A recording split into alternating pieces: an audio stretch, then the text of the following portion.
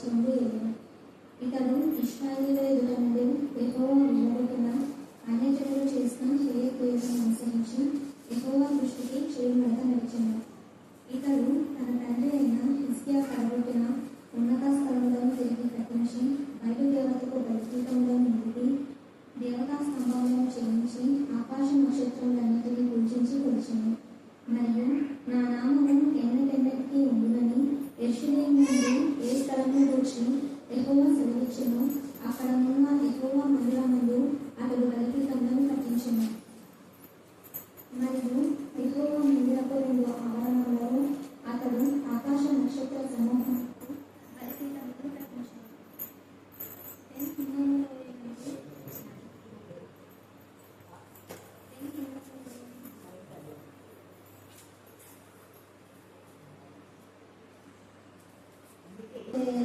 అతడు తన కుమారులను అగ్నిలో గుండా తప్పించి ముహూర్తములను విచారించుచు మంత్రములను చిరంజీవనమును వాడుక చేయు కన్న పిశాచములతోనూ సూర్యకాండతోనూ సామర్థ్యం చేర్చు యెహోవా దృష్టికి బహుగా చెడునడత నడుచుచు ఆయనకు కోపం పుట్టించెను.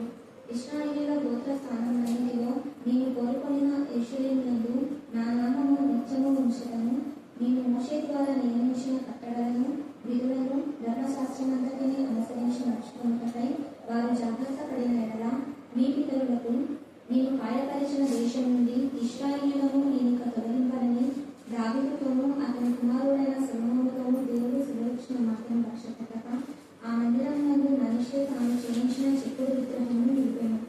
ఈ ప్రకారము మనిషి యూదా వారిని యెరూషలేము కాపురస్తులను మోసపుచ్చిన వాడే ఇశ్రాయేలీయుల ఎదుట ఉండకుండా యెహోవా నశింపజేసిన అన్యజనుల కంటేను వారు మరింత అక్రమంగా ప్రవర్తించినట్లు చేయుటకు కారకుడాయెను. దేవుడి Thank you, Father. Thank you, Father. Thank you, Father. Praise the Lord. Hallelujah. పరిశుద్ధుడా మేము స్తుతిస్తున్నాం, మహిమపరుస్తున్నాం, ఘనపరుస్తున్నాం, ఆరాధిస్తున్నాం. నిన్న దినాన అద్భుత రీతిగా నా ప్రభ నా తండ్రి మరి కర్నూలులోను నా ప్రభ మరి అనంతపూర్లో ఆయా గృహాల్లో నా తండ్రి మీకు మహిమకరంగా మమ్మల్ని వాడుకున్నందుకు మేము స్తుతించి మహిమపరిచి ఘనపరుస్తున్నాం. అన్ని చెల్లులలో నేను నామ ఘనతనైతే నన్ను వాడుకున్న ప్రభ నా తండ్రి స్తోత్ర. ముఖ్యంగా నా ప్రభ నా తండ్రి మరి సీఏ అయినప్పటికీ కూడా నా తండ్రి ఒక దేవ నా తండ్రి పోలీస్ ఆఫీసర్ అయినప్పటికీ కూడా దేవ అన్ని విధానంలో నా తండ్రి మెడికల్ షాప్ నా తండ్రి క్లినిక్ ఓపెన్ చేయకుండా నీ చిత్తానుసారంగా నీ నామ ఘనత నిజమే ఆ యొక్క నా ప్రభ నా తండ్రి మరి మెడికల్ షాపులు నా ప్రభ క్లినిక్ లో ఓపెన్ చేయడానికి అన్ని విధాలు మీ కృప చూపించిన విధానం బట్టి మేము స్తుతిస్తున్నాం. మీ వాక్యమే అక్కడ వెలుగుగా ముందు వెలిగించాలన్న విధానం బట్టి మేము స్తుతిస్తున్నాం తండ్రి. దేవ మా ప్రభ నా తండ్రి ప్రత్యేక రీతిలో లక్ష్మికి మల్లికకు నా ప్రభ మీరు ఇచ్చిన జ్ఞానాన్ని వివేకాన్ని సమయస్ఫూర్తిని బట్టి మేము స్తుతిస్తున్నాం. వారి కుటుంబానికి ఎంతో సహకరించిన సహోదరు అన్నపూర్ణ ప్రతాప్ రెడ్డి గారిని మీరు జ్ఞాపకం చేసుకోమని ప్రార్థిస్తున్నాం. అలాగనే డాక్టర్ ప్రియాంక చంద్రుని మీరు జ్ఞాపకం చేసుకోండి తండ్రి. దేవ ముఖ్యంగా లక్ష్మిని శివను మా ప్రభ ఒకప్పుడు భయంకరమైన విధానంలో ఉన్న వారికి నా తండ్రి మంచి జ్ఞానం వివేకం దయచేసి దేవుని యందు భయభక్తి గల కుటుంబంగా మీరు శివను లక్ష్మిని తయారు చేసినందుకు మేము స్తుతిస్తున్నాం. దేవ చిన్న కుమార్తె నా ప్రభ నేను భయభక్తి గల బిడ్డగా పెంచడానికి రోషం గల దేవుని బిడ్డగా పెంచడానికి నేను కృపాసనం దయచేసినందుకు మేము స్తుతిస్తున్నాం. కుముదిని నా ప్రభ నా తండ్రి అలాగే నా ప్రభ చారు హసన్ మీ జ్ఞానాత్మక మీరు నింపి దేవ ఉన్నత చదవడానికి కృపాసనం దయచేది కాక నీట్ ఎగ్జామ్ లో కుముదినికి మీరు ఘనమైన విషయాన్ని ఇచ్చినందుకు మీకు వందనాలు స్తుతులు స్తోత్రం చెల్లించుకుంటున్నా. దేవ మీకే స్తోత్రం మీకే స్తోత్రం మీకే స్తోత్రం మీకే స్తోత్రం మీకే స్తోత్రం మీకే స్తోత్రం. దేవ చారు హసన్ వాళ్ళ యొక్క వంశంలో మీరు ఆస్వాదించండి తండ్రి. మీకే స్తుతులు స్తోత్రం చెల్లించుకుంటున్నా. మిమ్మల్ని మీరే మహిమపరచుకోవాలని ప్రార్థిస్తున్నా. అలాగే నా ప్రభ నా తండ్రి కేసీఆర్ టీచర్ మీరు కనికరించి డాక్టర్ ప్రిస్కిల్లా ఉన్న బలహీనత ఎముకలో బలహీనత నా ప్రభ ఆమెలో మా ప్రభ రక్త లేనితో నా ప్రభ నా తండ్రి ఎంతో సఫర్ అవుతుంది ప్రభ. మీ నామంలో మీ రక్తంలో నా ప్రభ అప్పుడే పూర్ణ ఆరోగ్యం పూర్ణ బలం పూర్ణ శక్తి మీరు దయచేయండి. వేరే చికిత్సతో వేసిన గద్దించమని ప్రార్థిస్తున్నా. తండ్రి అయిన దేవా మీ ప్రశస్తమైన రక్తం అధికారం మొదలు నన్నెంత వరకు బిడ్డగా ప్రోక్షించండి. బిడ్డ దీని స్థితిని కటాక్షించండి కటాక్షించండి కనికరించండి, కనికరించండి, కనికరించండి, కనికరించండి, కనికరించండి. లేదా నా ప్రభా పిసికిలని జ్ఞాపకం చేసుకొని తండ్రి. భావన అన్నింటినీ కూడా మీరు జ్ఞాపకం చేసుకొని త్వరగా మీకు ట్రాన్స్ఫర్ దయచేయండి తండ్రి. దేవా బ్లెస్ యొక్క బాధ, వేదన, రోదన అన్ని మీకు తెలుసు ప్రభా. మీరు ఆమెకు తండ్రిగా ఉన్నారు ప్రభా, ఒక తండ్రిగా ఆమె మీరు అర్థం చేసుకున్నారు దేవుడు తండ్రి. త్వరగా ట్రాన్స్ఫర్ దయచేయమని ప్రార్థిస్తున్నాం ప్రభా. కనికరించండి, కృప దయచేయండి. ఎంత శ్రమ, ఎంత బాధ, ఎంత వేదన, ఎంత రోదన ఆవిడ ఒంటరిగా శ్రీకాకుళంలో భరిస్తుందో మీకు తెలుసు దేవా నా తండ్రి. మరి మీ కృప చొప్పునైతే మీ గవర్నమెంట్ జాబ్ ఇచ్చారు తన ఉద్యోగం తండ్రి సంతోషంతో లేక బాధతో కలిసి చేస్తుంది ప్రభా. బిడ్డను జ్ఞాపకం చేసుకోమని ప్రార్థిస్తున్నాం, కనికరించమని ప్రార్థిస్తున్నాం, కృప దాయించమని ప్రార్థిస్తున్నాం. రేచల్ టీచర్ కూడా పూర్ణ ఆరోగ్యం, బలం, శక్తి మీరు దాయించదు కాక దేవా. మీకే స్తోత్రం, మీకే స్తోత్రం, మీకే స్తోత్రం. ముఖ్యంగా నా తండ్రి దేవా మోషులకు నిన్న దినాన భయంకరమైన శోధన నుంచి విడిపించదేవా అన్నట్టు మరొకసారి మీరు జ్ఞాపకం చేస్తున్నారు. అధికారం మీద దండించారు అన్నలో మీరు రక్తంలో ప్రశ్నించారు. స్తోత్రం దేవా, మీకే స్తోత్రం. సంఘ పెద్దగా నా ప్రభావండి అందరూ మా ప్రభావ మీరు ఆశ్రయించి ముఖ్యంగా ఇచ్చిన బిడ్డలందరినీ మీరు భయభక్తిగల బిడ్డలుగా తయారు చేశారు. అది మీకు ఎంత ఇష్టం ప్రభా. చాలా మంది తల్లిదండ్రులు తమ పిల్లలు భయభక్తిగల బిడ్డలుగా పెంచలేకపోతున్నారు. ఈ యొక్క మధ్యాహ్న కాల సమయంలో ప్రత్యేకంగా నా ప్రభా తల్లిదండ్రులతో మీరు మాట్లాడమని ప్రార్థిస్తున్నాం దేవా. మనుష్య లాంటి నా ప్రభా దుర్మార్గపు జీవితం నుంచి మీరు విడిపించండి. కొంతమంది చిన్నప్పుడు నా తల్లి దేవుని భయంగా పెరుగుతున్నారు, కానీ పెద్దగా ఏంటంటే మీరు రోజులుగా అవుతున్నారు తండ్రి. అలాంటి నీకు విరోధులను ఎవరిని కూడా నేను క్షమించలేసా. మీరు క్షమించడానికి పాపం చేశారని గర్తించమని ప్రార్థిస్తున్నా.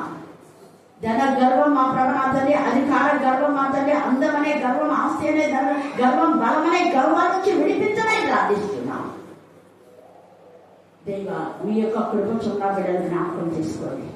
అలాగే ఈ రోజు జరుగుతున్న వివాహ కార్యక్రమం నా తండ్రి దేవా మరి యేసు నా ప్రభ నా తండ్రి మీరు ఆస్వాదించి ఆ వివాహము ఘనముగా, మర్యాదగా, పరిశుద్ధంగా మీ చిత్తానుసారంగా జరుగులాగా మీ యొక్క కృపా సాందాయించింది కాక దేవా నా తండ్రి. నిజమునకైతే మందిరంలో దేవ నా ప్రభ 2 గంటల లోపు నా ప్రభ నా తండ్రి ప్రార్థన జరగాలి తండ్రి. అనేక మంది అన్ని జరగాలి ప్రార్థన మందిరం దేవా. చేసుకున్న ఒప్పందానికి క్రమాన్ని బ్రేక్ చేసే వారిని గర్తించమని ప్రార్థిస్తున్నా. లేఖన భాగంలో నా ప్రభా మేము ఏర్పాటు చేసుకున్నటువంటి నా తండ్రి ధ్యాన కూటానికి పెళ్లి కుమారుడు, పెళ్లి కుమార్తె అంతఃపురంలో నుంచి కూడా మీ సన్నిధికి రావాలి. కానీ మీ సన్నిధిలో ఉండకుండా నా ప్రభా ఏ విధానంలో ఉంటున్నారో జ్ఞానం కలగచేయండి దేవా. కనీసం ఈ క్రమాన్ని ప్రతి సంఘం పాటించడానికి మీ కృప దయచేయండి. సంఘం క్రమాన్ని కోల్పోయిందంటే దేశంలోకి నా ప్రభ అంతలే పచ్చనకు నా ప్రభ అది శాపము అని గుర్తించగల జ్ఞానం కలగచేయండి. దహించ అగ్నితో మేము చేసుకున్న ఒప్పందాన్ని నెరవేర్చడానికి జ్ఞానం కలగచమని ప్రార్థిస్తున్నాం. దేవుడితో ఆశామాషిగా నా ప్రభా నిబంధన చేసుకోకుండా ఉండే జ్ఞానం కలగచమని ప్రార్థిస్తున్నాం. ఎవరు ఏ నిబంధన చేసుకున్నా నిబంధన చెడుగా ఉండటానికి మీ కృపాసాంత మనషే పశ్చాత్తాపం చెప్పండి. మళ్ళీ చెప్పాలి ఇంకొకసారి గట్టిగా. మనషే పశ్చాత్తాపము ద్వారా ఎన్ని మేలు జరుగుతాయో అది మనం ధ్యానం చేసుకోబోతున్నాం. తప్పు చేయడం అన్నదే మానవ సహజం, మానవ యొక్క లక్షణం. కానీ పశ్చాత్తాపడమే దేవుడు మన నుంచి కోరదు, ఏం కోరలేదైనా. అందుకనే నా ప్రాణమా యెహోవాను సన్నిధించుము అని దావీదు చెప్పాడు. ఎందుకు అంటే ప్రభా నాకు ప్రాణదానం చేసింది నువ్వే. ఎన్నో వాళ్ళు దావీదు చనిపోవాలని అపవారు ఎన్ని కుయుక్తులు చేశాడు. కానీ దావీదు అన్నాడు, ఇందాక శాలోము కూడా ప్రాణం చేసినప్పుడు ఎల్లప్పుడూ నా ఎదుట నా ప్రభువును చూస్తుంటున్నాయి. ఎల్లప్పుడూ ఎవరు చూస్తున్నాడు లేడు దావీదు? దేవుడు. ఎవరు చూస్తున్నాడు? ఎల్లప్పుడంట, ఒక్కరోజు కాదు, లేదా 1 నిమిషం కాదు. నేను ఎల్లప్పుడూ నా ఎదుట నా ప్రభువును చూస్తుంటుని. ఎందుకు అంటే నా ప్రభువును నేను నా ప్రభుగా గైకొని అన్ని విషయాల్లో ఆయననే ప్రభువని, ఆయననే గనుడని, ఆయనే సమర్థుడని, ఆయననే రాజులకు రాజుని, ఆయననే దేవతలకు దేవుడని, ఆయనకే నా రాజ్యం అప్పగించినప్పుడు నా రాజ్యాన్ని బట్టి నన్ను భయంకరమైన జిగట గల భూమిలో నుంచి ఆయన పొడవాటి చేయి ఆకాశం ఉంది సింహాసనాసిన దేవుడు, ఆకాశము మహాకాశం ఆయన పట్టజాలజుడు, ఉన్నతుడైన దేవుడు, సర్వోన్నతుడు, సర్వశక్తిమంతుడైన దేవుడు ఇంతగా నన్ను ప్రేమించి పురుగులాంటి నన్ను నరుడను ఏ పాటి వాడు మంటికుండా పెంకులో ఒక పెంకు నేను అలాంటి నన్ను పొడవాటి ఆయన చేయనే జిగట గల ఊబిలో వరకు తీసుకొని ఆయన చేతికి బరువుగా అవుతుంది కదా అని కూడా అనుకోకుండా ఆ ఊబిలో నుంచి నన్ను పైకి లేవనెత్తాడు. ఎలా మర్చిపోతాను నేను. అందుకే నా ప్రాణం అంతా కూడా ఆయన చూపిస్తాను. నా ప్రాణమా యెహోవాను ప్రాణ ప్రదంగానే ప్రభువు ప్రేమిస్తున్నాను. ఈ మధ్యాహ్నం ముందు మన ప్రాణ ప్రదంగా, మన ప్రాణదాత తండ్రి అయిన దేవుని మనం ప్రేమిస్తున్నాం. ఆ దేవతలకు దేవుడైన, రాజులకు రాజు, ప్రభులో ప్రభు, మన అధినేత, మన సమస్తమును ఎరిగినటువంటి దేవుడు, మనం అడిగిన వాడి కంటే, ఊహించిన వాడి కంటే అధికమైన చేయగల సర్వశక్తిమంతుడు. అయితే ఆయన నిన్ను నన్ను కొరది ఒకటే, పూర్ణ హృదయంతో, పూర్ణ ఆత్మతో, పూర్ణ బలంతో, పూర్ణ శక్తితో, పూర్ణ వివేకంతో, పూర్ణ మనసుతో, శక్తి లోపం లేకుండా ఆడదు. నీకు శక్తి ఎంతుంటే అంతే, శక్తి లోపం లేకుండా ఉండాలి అంతే. అంతేగాని శక్తిని మించుకోవాలి. ఇక్కడ మనషే మనం చూస్తే, ఈ మనషే ఎవరు అంటే, ఎవరు చెప్పండి? మనషే హిజ్కియా కుమారుడు. ఎవరు మనషే? హిజ్కియా యొక్క కుమారుడు. వీళ్ళ యొక్క తల్లి పేరు కూడా మనం అక్కడ చూస్తాం. ఒక మంచి తల్లి చెప్పాలనుకుంటే 29 రెండవ దినవృత్తాంతంలో 29వ అధ్యాయం 1 నుంచి 7 వచనాలు చదవండి. ముందు ఈ యొక్క మనషే గురించి మనం ధ్యానించేటప్పుడు 100% హిజ్కియా గురించి తెలుసుకోవాలి. అంటే ఒక మంచి తల్లికి పుట్టిన కుమారుడు ఎలాగ తయారయ్యేది మనం ఈ యొక్క మధ్యాహ్నంలో జ్ఞాపకం చేసుకోబోతున్నాం. హిజ్కియా ఏలను ఆరంభించినప్పుడు 25 ఏళ్ల వాడై, 25 ఏళ్ల వాడే యవనుడు రాజ్యం ఏలే వరకు ఈ యవనుడైనటువంటి హిజ్కియా ఎలాగ ఉన్నా అంటే తండ్రి యొక్క పెంపకంలో, తల్లి పెంపకంలో ఉన్నాడు. హల్లెలూయా, హల్లెలూయా, హల్లెలూయా. ఒక విధానంలో వీళ్ళ తండ్రి కూడా దేవునికి విరోధంగా చేశాడు. అయినప్పటికీ కూడా దేవుడు ఈ యొక్క ఎంత మహిమకరమైన విధంలో హిజ్కియాను ఆశీర్వదించాడు. మనం పై లేఖన భాగాలు మనం చూస్తే వాళ్ళ తండ్రి ఆహాజు గురించి రాయబడుతుంది. ఇక్కడ మనం చూస్తే అక్కడ అతని తల్లి ఎవరు అంటే హిజ్కియా యొక్క తల్లి. చాలా మంది తల్లుల పేరు రాస్తున్నారు. హిజ్కియా తండ్రి ఎలాగో పైన ఉన్నారు కాబట్టి కింద తల్లి పేరు రాస్తున్నాడు. ఆ తల్లి ఎవరు అంటే యెరూషలేములో ఏలెను. అంటే 29 సంవత్సరాలు యెరూషలేములో ఉన్నాడు. అదే యెరూషలేములో కాపురస్తురాలైనటువంటి ఆ యొక్క జెకర్యా కుమార్తె, ఆమె పేరు ఏం పేరంట? అబియా. చెప్పండి అందరూ, మళ్ళీ చెప్పండి. ఎందుకంటే ఒక పొల్లు కూడా తక్కువ ఉండదు. ఒక పొల్లుతోనే వేరే వేరే పేర్లు చాలా ఉన్నాయి. అబియా. ఈ అబియా తరగతి కూడా ఉంది. ఈ యొక్క జెకర్యా యొక్క కుమార్తె. జెకర్యా కుమార్తె అంటే జెకర్యాలో ప్రవక్త అయిన జెకర్యా ఉన్నాడు, తర్వాత ఇంకొక జెకర్యా ఉన్నారు. ఇలాగా చాలా మంది ఉన్నారు జెకర్యా. ఇక్కడ ఈ యొక్క అబియా యొక్క తండ్రి జెకర్యా అంటే దేవుడి యందు భయభక్తి గల వ్యక్తి యొక్క కుమార్తె. అందుకే ప్రత్యేకంగా ఈమె తండ్రి గురించి ఇక్కడ రాస్తున్నాడు. తర్వాత అతడు తన పితరుడు దావీదు అన్నాడు, కానీ తన పితరుడైన ఆహాజు అన్నాడు.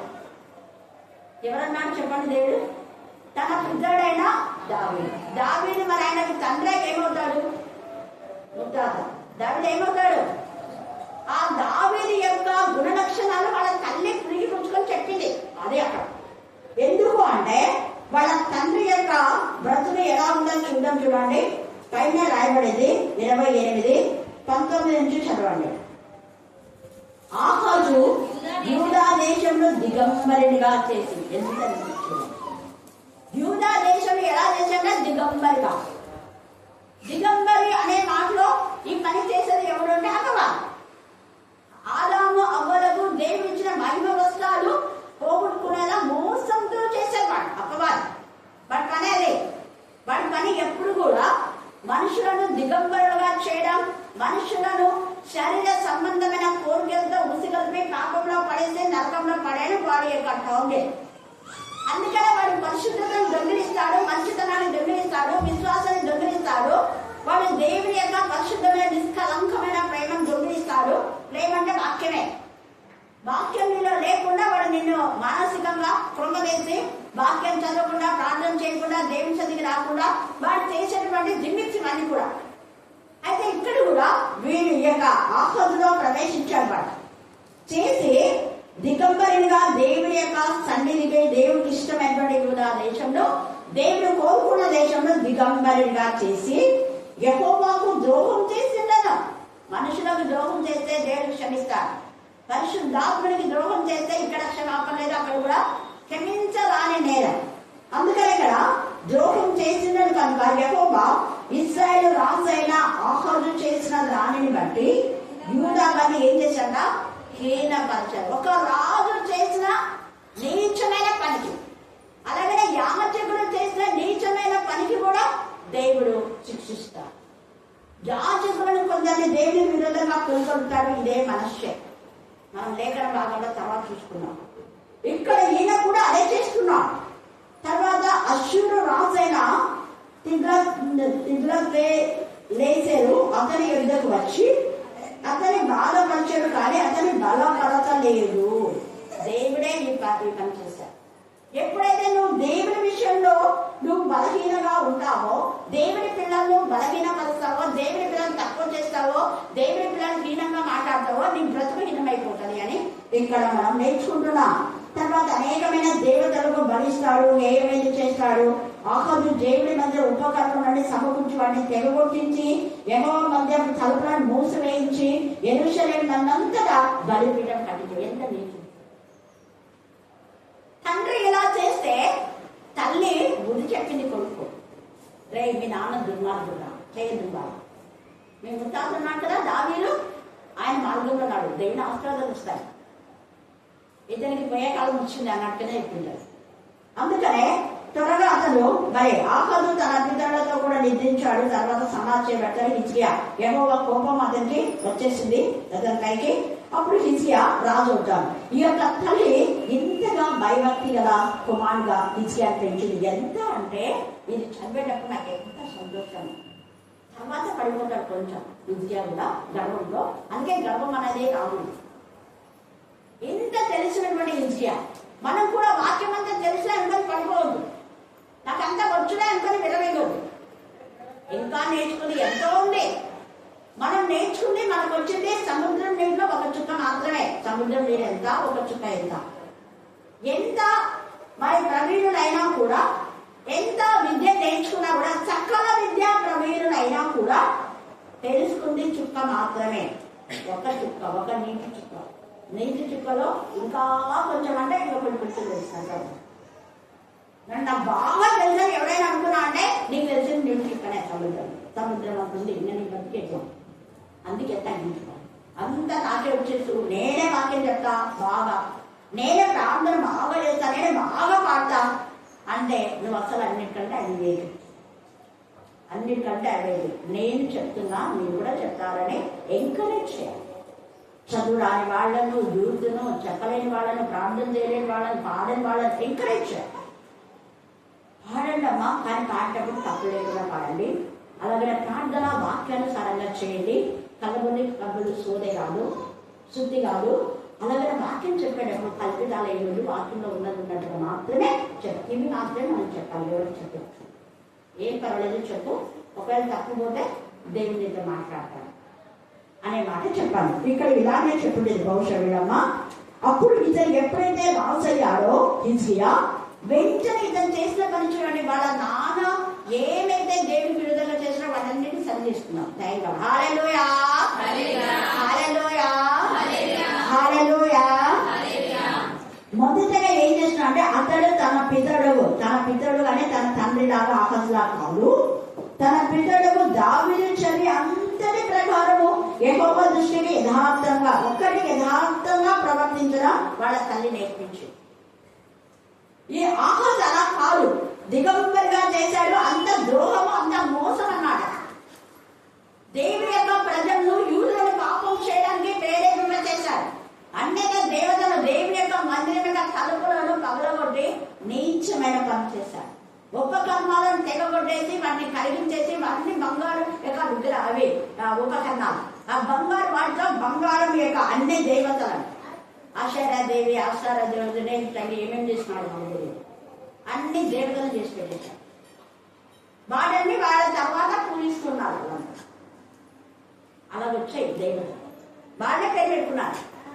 ఆ దేవతలు పుట్టింది లేదు, వాళ్ళ జననం కర్మం తెలియదు, మనకు ఏం తెలియదు. వాళ్ళకు వాళ్ళే పెట్టేది ఏదో ఒక పేరు పెట్టుకున్నారు. మనం కదా మన ఇష్టానుసారం మన పిల్లలకు పేరు పెట్టినట్టు వాళ్ళు కూడా పెట్టుకున్నారు. ఇక్కడ అది అర్థమైపోయింది హిజ్కియా. అందుకని మొట్టమొదటి ఆయన చేసిన పని యథార్థంగా ప్రవర్తించినాడు. రెండవది, ఆయన ఏళ్ళు పడిగిందో మొదటి సంవత్సరం మొదటి నెల ఫస్ట్ ప్రయారిటీ దేవునికి ఇస్తున్నాడు. ఈ మధ్యాహ్నం ముందు నువ్వు ఎప్పుడైతే ఫస్ట్ ప్రయారిటీ దేవునికి ఇస్తావో, దినంలో మొదటి నిమిషం మొదటి గంట దేవునికి ఇవ్వాలి. ఆ తర్వాత మళ్ళా రాత్రి 2 గంటలు దేవుని ఆహ్వానం. ప్రతి దినం మొదటి నిమిషము మొదటి గంట. మొదటి నిమిషం నేను ఎందుకున్నా అంటే, లేస్తేనే కళ్ళు లాంకొని పోయి వాష్ చేయడం, బ్రష్ చేయడం కాదు. బ్రష్ చేయకపోయినా పర్వాలేదు, ఫస్ట్ లేస్తేనే 1 నిమిషం అలా ముందు దేవుని స్తుతించాలి. తర్వాత కానీ నువ్వు బ్రష్ చేసి అప్పుడు మళ్ళీ 1 గంట వాక్యం చదివి ప్రార్థన చేసి అప్పుడు నీ పనులకు వెళ్ళు. నీ పని ఎలాగ సఫలమవుతుందో ఫస్ట్ ప్రయారిటీ మొదటి నిమిషం మొదటి గంట మొదటి దినం, అదే ఆదివారం. ఎప్పుడైతే మనం ఈ పని చేస్తామో దేవుడు ఎంత ఆశీర్వదిస్తాడో చెప్పాలి. అందుకనే ఆయన వచ్చిన మొదటి సంవత్సరం అంట మొదటి నెలను యెహోవా మందిరపు తలుపులను తెరిచి ఏం చేసినాడంట, వాటిని బాగు చేసి, వాళ్ళ నాన్న అన్ని కొంచెం ముఖంలో చేసినాడు. అందుకనే బాగు చేసినాడు. కొంచెం కట్ చేసుకుని అంతా బంగారు దేవాలయం కదా, అది ఏమేమో చేసినాడు. అందుకని బాగు చేసి ఎంత బాగా చెప్తున్నాడు చూడండి. ఒకవేళ ఆ యొక్క తలుపులను బంగారు రేయితో పొడిగి అన్నారు, పైన నా యొక్క బంగారు కవరంతో తీసేసినాడో ఏమో తెలియదు ఇతను. అయితే చూడండి ఎంత ఇదిగా వాటిని బాగు చేశాడంట. మొదటి నెలలోనే, అంటే వాళ్ళ నాయన అన్ని నష్టం చేసి ఎంత నష్టాన్ని మందిరానంతా పాడు చేసినాడు. కానీ వచ్చిన నెలలోనే ఇతను తన ఉన్నటువంటి ప్రాపర్టీ లేదా వాళ్ళ నాన్న సంపాదించింది అనుకోవచ్చు, దేవునికి ముందు సమర్పిస్తాడు. అయ్యో మా నాన్న అంతా పాడు చేశాడు, ఎంత కొంతే పెట్టాడు, అంత నాకుండా అలాగే నేను దేవుడికి ఇస్తాయిగా అనుకోలేదు. ఫస్ట్ ఉన్నది దేవుడికి ఇచ్చేద్దాం అనుకున్నాడు. ఫస్ట్ ఉన్నది దేవుడి పనికి మనం చేద్దాం, ఫస్ట్ దేవుడి పని చేద్దాం. ఆ తర్వాత దేవుడే ఎలా హెచ్చిస్తాడో హెచ్చిస్తాడు. చాలా ఆస్తిలో పాడు చేసేసాడు, ఏమేమి నష్టం చేశాడు. ఆహాజు నష్టాన్ని పూర్తి చేస్తున్నాడు. ఇక్కడ ముందు యెహోవా మందిరం తలుపులను తెరిచి వాటిని బాగు చేశాడు ఫస్ట్. తర్వాత ఏం చేశాడు, మొదటి యథార్థంగా ప్రవర్తించాడు. రెండవది దేవుని మందిరం గురించి ఆసక్తి తపన వచ్చింది. దేవుని మందిరం బాగు చేయాలన్న ఆలోచన ఎవరికైతే వస్తుందో వాళ్ళు నెక్స్ట్ స్టెప్ ఏం చేస్తారంటే, అక్కడ యాజకులు లేవీలు మంచిగా ఉండాలని హెచ్చరిక చేస్తారు, ఖండిస్తారు, చెప్తారు. అయితే రాస్తారు. ఒకవేళ నువ్వు ఎల్లర్ అయితే, నువ్వు డీకన్ అయితే, సంఘ పెద్దవైతే, ట్రెజరర్ అయినా సెక్రటరీ అయినా సంఘంలో ఒకవేళ ఏ పోస్ట్ నీకున్నా ఫస్ట్ నువ్వు చేయవలసింది ఏంటి అంటే, నిజంగా దేవుని అందరూ ప్రేమిస్తే దేవుని మందిరానికి వచ్చిన ఆ కాపరి రైట్ వేలో ఉన్నాడా రాంగ్ వేలో ఉన్నాడు ఇది కూడా ఉండాలి. ఓ యాజకుడు కదా, వాళ్ళు చెప్పినట్టు మనం వినేద్దాంలే అని యాజకుడు అనుకోవడం. ఓ సంఘం కదా, ఓ వీళ్ళు సెక్రటరీ అమ్మ బాబాయ్ చేసేది కదా, దాని ఎప్పుడైనా మళ్ళీ రోగులు వస్తే డబ్బులు ఇవ్వడేమో కాబట్టి వాళ్ళలో వాళ్ళ వద్దస్తూ పడుతుందంలే అనుకునే కాపాడు కాదు, యాజకుడు కాదు, సంఘ పెద్దలు కాదు. దేవుడి మందిరంలో పాటు చేస్తే దేవుడు ఊరుకో. ఇక్కడ చూడండి ఎంత చక్కగా మొన్న కూడా యాజకుల గురించి మనం చూసాం. యాజకులను లేవీలను పిలువనంపి అంటే అక్కడ యాజకులు లేరు మందిరంలో, తమ్మేశాడు పరిమాణం. అన్నిలో యాజకులుగా పెట్టుకున్నాడు, తన ఇష్టానుసారంగా చెడుగుడు ఆడాడు మందిరంతో. ఇప్పుడు వాళ్ళని పిలిపిస్తున్నాడు. ఎంత మంచి ఆలోచన హిజ్కియాకు వాళ్ళ తల్లి నేర్పించింది. తల్లి అని చెప్పింది, రేపు మీ నాన్న దుర్మార్గులై యాజకులు లేవీలు ఉంటేనే మనకు ఆశీర్వాదం, మనం లేవీలతో కలిసి ఉండాలి. లేఖన బాగా అలా చెప్పింది. దావిది కూడా అలా చేశాడు కదా. ఆయన ఎప్పుడు యాజకులు దగ్గర పెట్టుకుంటాడు, యాజకులు మరి సపోర్ట్ చేసుకుంటాడు, యాజకులు విచారణ చేస్తాడు. యాజకుల దగ్గర దైవ ఏం చదివేశారని చెప్పండి అని యాజకులను అడుగుతాడు. ఆయన లేవీలకు సపోర్ట్ చేస్తాడు. ఆయన లేవీలను వాయించడానికే ఉంచాడు దేవుని మందిరంలో. అది ఆయనకు వచ్చిన ఆలోచన. మందిరంలో కట్టడం విషయంలోనే ఇక్కడ సొలొమోను చేస్తాడు, కానీ మిగతాదంతా కూడా దావీదు చెప్పిన విధానంలోనే చేస్తాడు. హల్లెలూయా, హల్లెలూయా. మందిర సేవ ఎలా ఉండాలనేది దావీదు బాగా చెప్పారు. ఇక్కడ యాజకులను లేవీయులను పిలువనంపి తూర్పుగా ఉన్న రాజవీధిలో వారిని సమకూర్చి వారికి ఇలాగ ఆజ్ఞ, చూసావా, ఆజ్ఞిస్తున్నారు. ఏమి యాజకులైనా మీరు మనం తప్ప ఏదో రాదనుకోండి, మీ జ్ఞానం లేదా? మీరు యాజకులు కదా, దేవుని ప్రతినిధులు కదా. మా నాన్న చంపాడు, తప్పు చేస్తున్నాడు, ఎందుకప్పుడు గద్దించలేరు? నాకు తెలిసి యాజకులను బాగా వాయించుకుంటారు. లేవీయులు మందిరం ఇలా పాడు కావడానికి యాజకులైన మీరే కారణం. పెద్దలైనా మీరే, అధికారులైనా మీరే. మీకు ఎందుకు అధికారం ఇచ్చింది? ఇలాగ రాజు ఏం చేస్తే చేయడానికి ఆయనకి ఇచ్చింది అధికారం. రాజు అయితే అండి, ఎవరైతే అండి వాళ్ళ లోపాలు మీరు గద్దించాలి కదా. ఇలా చేస్తే మనం చంపుతాడని ప్రాణాలకు మీరు టీవీలో ఇలాగ మందిరం పాడు చేస్తారా? ఎవరి మందిరం అనుకున్నారు? అది మహామహుని మందిరం, మహోన్నతమైన దేవుని మందిరం కదా. ఎంత నిర్లక్ష్యంగా ఉన్నారు మీరు. ఇంకా ఎన్ని చెప్పించాడు చెప్పించు. అందుకని ఆజ్ఞ అంటున్నాను, ఆజ్ఞ ఇచ్చాడు. ఏమనంట, లేవీయులారా నా మాట ఆలకించుడే. మీరు లేవీయులని విలవేగద్దు, మీరు యాజకులని విలవేగద్దు. మాకంతా తెలిసిన ధర్మశాస్త్ర, నువ్వేంటి పిల్లగాయము, నీకు సంవత్సరం ఎంత? 20 సంవత్సరాలు. మేమంతా వృద్ధులం. మాకు చాలా తెలుసు ధర్మశాస్త్ర ప్రవీణలో. మాకేంటి నువ్వు నేర్పించేది? నువ్వు రాజనీతి నేర్చుకో, యుద్ధం నేర్చుకో, అవి నేర్చుకో. మందిరం గురించి పక్క పెట్టేసాడు అన్న. ముందు రాజనీతి కంటే దేవుని నీతి. హల్లెలూయా, హల్లెలూయా. మనం చదువుకుంటే దేవుని నీతి పట్ల ఆకలి తప్పుడు మనకున్నా. మొదట ఆయన రాజ్యం, ఆయన నీతిని వెతికితే అన్ని నీకు అనుకుంటాడు. నిజంగా నేను ఓపెన్గా చెప్తున్నా. ఒకప్పుడు కీర్తి, చిట్టి, తర్వాత ప్రశాంతి, ముగ్గురు. రాధ కొంచెం తక్కువ. వీళ్ళు ముగ్గురు ఖచ్చితంగా క్విజ్లో మంచిగా పార్టిసిపేట్ చేసేవాళ్ళు చక్కగా. వాళ్ళు ఎంత వాక్యాలు నేర్చుకున్నారో అంత వాళ్ళ ఇంట్లో ఎప్పుడు ఆనందమే, సంతోషం ఉండేది. ఈ బాబా ఇంజనీరింగ్కి అక్కడ వెళ్ళి, ఆ బాబా కర్నూలుకి వెళ్ళి వెంటనే వాళ్ళ నాన్నకి ఎంత స్ట్రోక్ వచ్చింది. నేను ఎందుకు చెప్తున్నానంటే, మనం ఏదున్నా మా క్రమాన్ని ఎంత ఏమైనా, నువ్వు డాక్టర్గా, ఇంజనీర్గా ఏమైనా రా, ఫస్ట్ వాక్యం. కంటే వాళ్ళు ఒకవేళ క్విజ్లో పార్టిసిపేట్ చేయకపోయినా వాక్యాలు నేర్చుకోవాలి. వాక్యంలో ప్రదర్శన చేయాలి. ఈ వాక్యం నాకు బేస్. నేను చెప్పాను కదా, నేను పోయినప్పుడు అక్కడ వాళ్ళంతా చాలా మంది అంతా రెడ్డీస్ వాళ్ళంతా అయినా కూడా కొబ్బరికాయలు కొట్టలేదు. మెడికల్ షాపు, క్లినిక్, వాక్యం ముందు చదివించిన ప్రార్థన, వాక్యం, ప్రార్థన ఆయిల్తో అక్కడ ఇది గొర్రెపడల్లో రక్తం వేయడం, ప్రార్థన నూనె అంతా చల్లేసి ప్రార్థన చేసి దేవుని స్థుతించిన తర్వాత ఇంకా అంతా ఫ్రెండ్స్ సర్కిల్లో ఉంటారు కదా, వాళ్ళంతా పోలీస్ అధికారి కాబట్టి ఆ రిబ్బన్ కటింగ్ చేసేటప్పుడు కూడా అదే నన్ను పట్టుకోమని నాకు ప్రే చేయమని చెప్పింది. నేను ప్రే చేసి నేను ఎట్లా మొదట ప్రాణం చేశాను కాబట్టి ఇంకా అదే పిల్లలు కట్ చేయడానికి ముగ్గురు పిల్లలు, వాళ్ళ పిల్లలు, ముగ్గురు పిల్లలకు అది ఇచ్చేటప్పుడు వాళ్ళు కూడా తండ్రి కుమార పరిశుద్ధ ఆత్మాన్ని చేయనట్టు అట్లనే ఇస్తున్నారు. అక్కడంతా ఉన్నారు వాళ్ళు. కొబ్బరికాయ కొట్టలేదు, కాకపోతే వెలుగు అక్కడ దీపం ముట్టించు చేయగలంటే ఆ దీపం కూడా అగరబత్తులతో చేయలేదు. ఇక్కడ ఉందా కదా దీపం అంటించేది మామూలుగా, కానీ క్యాండిల్. హల్లెలూయా. క్యాండిల్ దేనికి చూసారు అంటే ప్రభుత్వంతా నాదన్నాడు దేవుడు.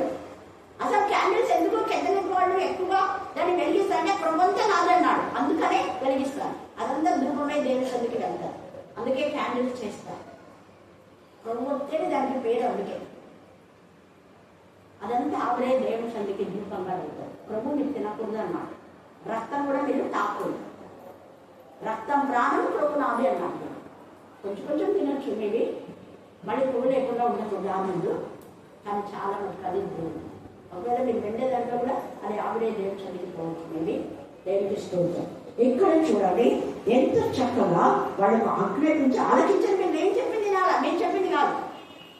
ఒక రాజుగా నేను మంచి మీద మీకు చెప్తున్నా. మీరు రాజుకులే ఉండొచ్చు, నేను చిన్నవాడినే ఉండొచ్చు, నాకు కొంచెమే తెలుసొచ్చు, కానీ నాకు తెలిసిన మీకు చెప్తా. నేను దేవుని గురించి ఏం తెలుసుకున్నానో అదే మీతో మాట్లాడతా.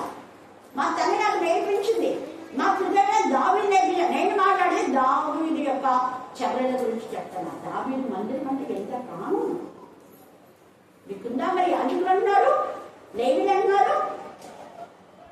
ఒక మంచి నిజంగా యుద్ధ శూరుడు కదా దావీదు. అలాంటి 24 గంటలు దేవుని ఆరాధించే దావీదు దగ్గర నేను నేర్చుకున్నాను. మీరు కూడా వినండి, ఆలోచించండి. ఇప్పుడు మిమ్మల్ని మీరు ఏం చేసుకోవాలన్నా, ఎంత బాధ ఇది నాకు మార్చలేదు. మిమ్మల్ని మీరు ప్రతిష్ఠించుకొని, అంటే మొదట ప్రతిష్ఠించుకొని పడిపోయినా, మొదట బ్యాప్టిజం తీసుకొని పడిపోయినారు. మళ్ళీ ఇప్పుడు మనసు మార్చుకోండి, రిపెంట్ కానీ మళ్ళా మొదట ఉన్న పరిశుద్ధతలోకి రండి, శుద్ధి చేసుకొని మీ బ్రతుకులు. మీరు దేని చేత పిలవన్నారు? యాచకులు కదా. దేవుని ఆత్మ మీలో ఉంది. మరి ఏంటి ఆత్మను తమలో దోషేశారా మీరు? మనిషి ఆత్మ, అపవిత్రాత్మ, దురాత్మ ఉందా మీకు? అందుకని ఇక్కడ మాట్లాడుతున్నాను. ప్రతిష్ఠించుకొని మీ పితరుల దేవుడైన యెహోవా మందిరము ప్రతిష్ఠించి, ముందు మీరు ప్రతిష్ఠిస్తేనే మీరు శుద్ధి చేయబడతారు. మందిరం శుద్ధి తేనెగా మాట్లాడుతున్నారు. మీరు అపితులు కానీ మందిరం ఎట్లా ప్రతిష్ఠిస్తారు? ఎవరిలా ప్రతిష్ఠిస్తున్నారు. కానీ వాళ్ళు శుద్ధిగా లేకపోతే మందిరం శుద్ధి కాదు. ఎంత తెలియదు. ముందు మీరే ప్రతిష్ఠించుకొని, మందిరం ప్రతిష్ఠించి పరిశుద్ధ స్థలంలో నిషిద్ధ వస్తువులైన అన్నింటినీ బయటకు తీసుకొని పోండి. మా నాన్న ఎన్నో చేశారు, అబ్బా అవి తీసుకొని పడేసాయి.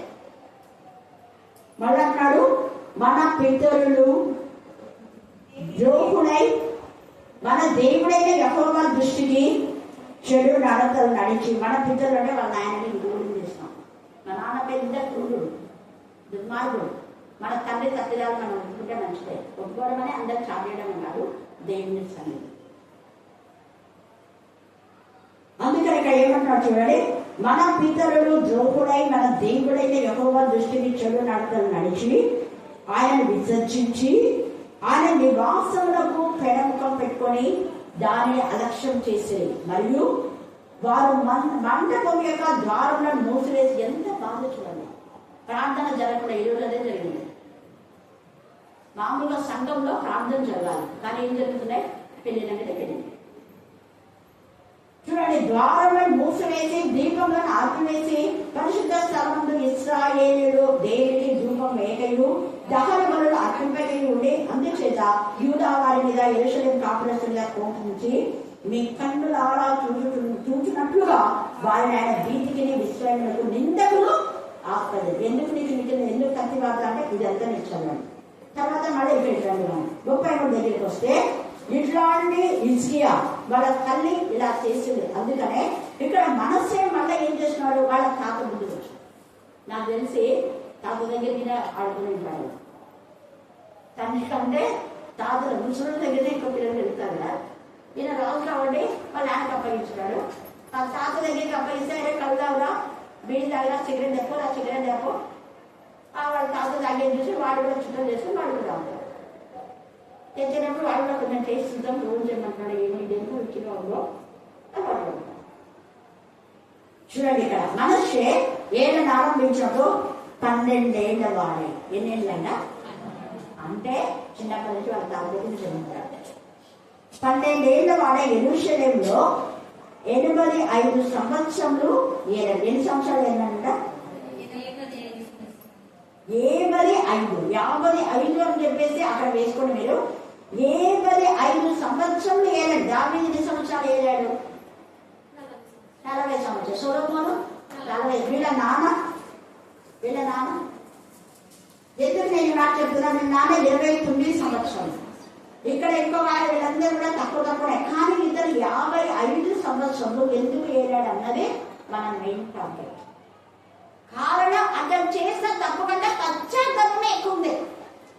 ఇతనంతా వాళ్ళ తాతలాగా చేస్తున్నాడు. ఇక్కడ వాళ్ళ అమ్మమ్మ నిజంగా ఎంత మంచిది. మరి ఆమె దగ్గరికి పోకుండా తాత దగ్గర పెట్టాడు. అందుకనే బుద్ధి వచ్చింది. లేదా వాళ్ళ అమ్మమ్మ చనిపోయిందేమో తెలియదు అనుకుంటా, రాయబడి.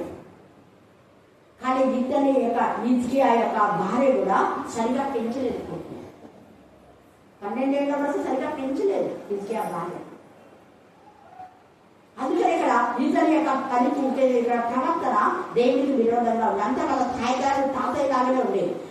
ఇద్దరు ఇశ్రాయేలీయుల ఎదుట నుండి యెహోవా వెళ్ళగొట్టిన అన్యజనులు చేసిన ఏ క్రియలను అనుసరించి దేవుడు వెళ్ళగొట్టే మళ్ళీ వాళ్ళు రప్పించుకున్నారు. ఇక్కడ హిజ్కియానేమో వాళ్ళ నాన్న వెళ్ళగొడితే యాజకులను లేవీయులు రప్పించుకుంటే ఇతను ఏం చేసినాడు?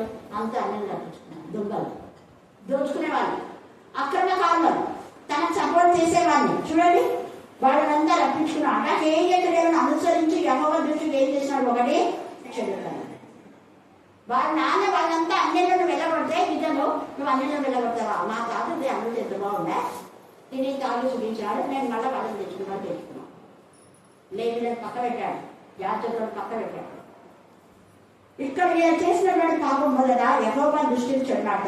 ఇతడు తన తండ్రి అయినా హిజ్కియా పడగొట్టిన ఉన్నత స్థలం తిరిగి ఏం చేశాడు? కట్టించాడు. అంతా వాళ్ళ తాత బుద్ధులు వచ్చింది.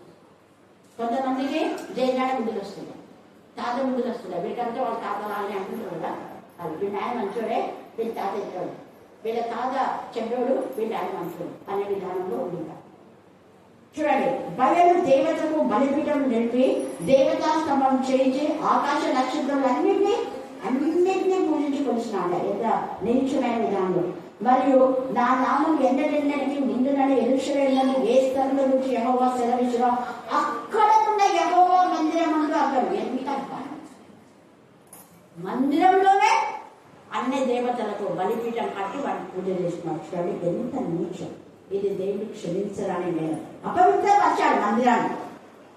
మరియు యెహోవా మందిరపు 2 ఆవరణంలో అతడు ఆకాశ నక్షత్ర సమూహంలోని బలిపీఠం కట్టించను.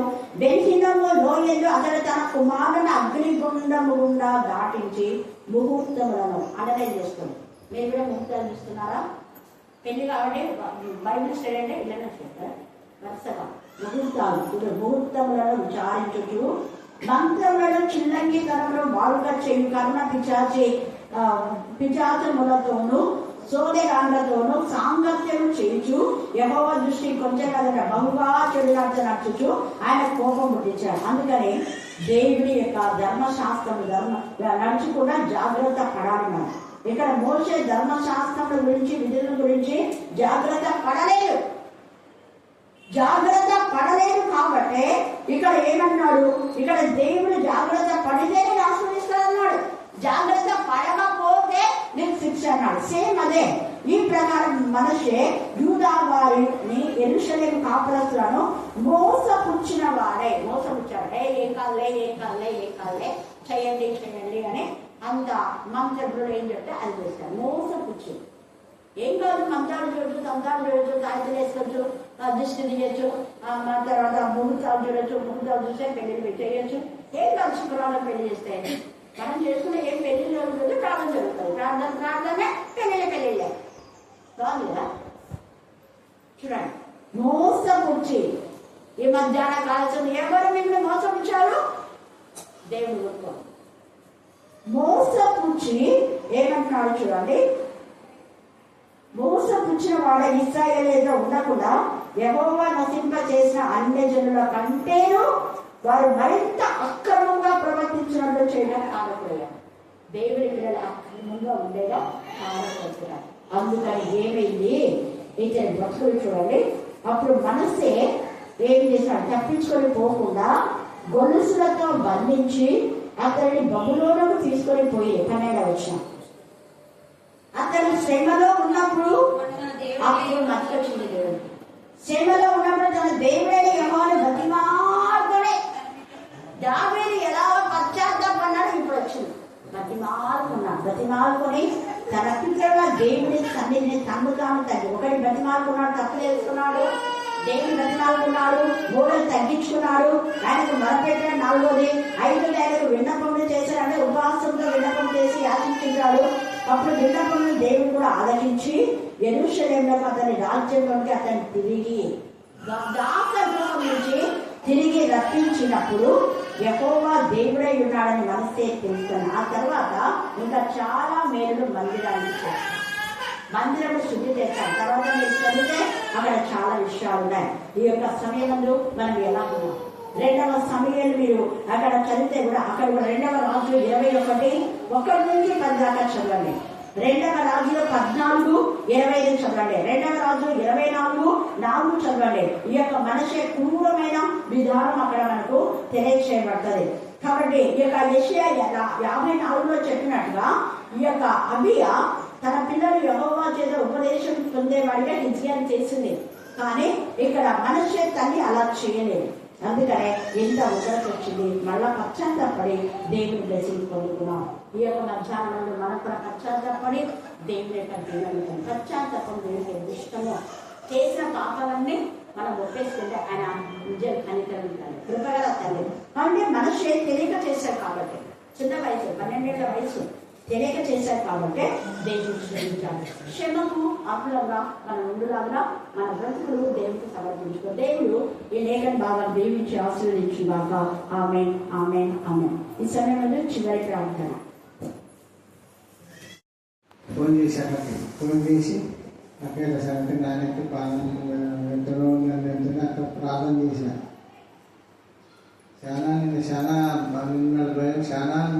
చాలా భయమైంది. ఎందుకంటే వచ్చిందని ఎందుకంటే వచ్చిందో నాకు తెలియదు. కానీ ఇప్పుడు పాడిన పాటలో ఒక మాట, బంధువులను నమ్మాను మోసం చేశారన్నట్టు అక్కడికి ఆ విషయం తెలుసు. కాకపోతే వాళ్ళు నన్ను ఎంతగానో మోసం చేసినారు. అక్క కూడా ఆ ఇంటికి వచ్చింది, ప్రార్థన చేసింది. కాకపోతే అక్క వచ్చినప్పుడే నేను కూడా ఆయనతో నుండి గడకెళ్ళి వచ్చింటే కూడా బాగుంటుండే. నాకు తెలియదు. అంత మొత్తం ఆగమైపోయినాక ఆయనతో గడకెళ్ళి ఇచ్చిన వాళ్ళే ఈరోజు కూడా నాకు ఇచ్చిన మా అమ్మ కొడుకు ఆయన మాతోటి అన్న బావ ఈ 18,000కి వడ్డొద్దు, నీకు ఇచ్చే 55,000కి వడ్డొద్దు, నేను 55,000లో 25,000 మాత్రం బాబా 25,000 ఇచ్చినారు బాబా.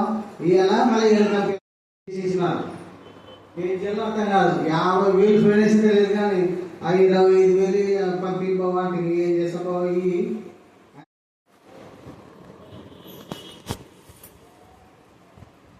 ఇట్లా బుధవారం రోజు హాస్పిటల్ పోయినాను. ఏళ్ళు నొప్పుందని డాక్టర్ చూస్తే ఆపరేషన్ చేయాలి అన్నాడు. చేసి నేను తండ్రి నాకు ఆపరేషన్ అంటే భయము, నేను సాక్ష్యం చెప్తాను, నార్మల్ వస్తాయని అనుకున్నా. ఇంకా స్కానింగ్ తీసి ఎక్స్రే తీస్తే అన్నీ బాగా వచ్చినాయి. ఏం లేదులేమో మా తర్వాత తక్కువ అవుతుంది అని చెప్పినాడు డాక్టర్. మందులు రాసిచ్చినాడు. నిన్న మా ఆయన మనవి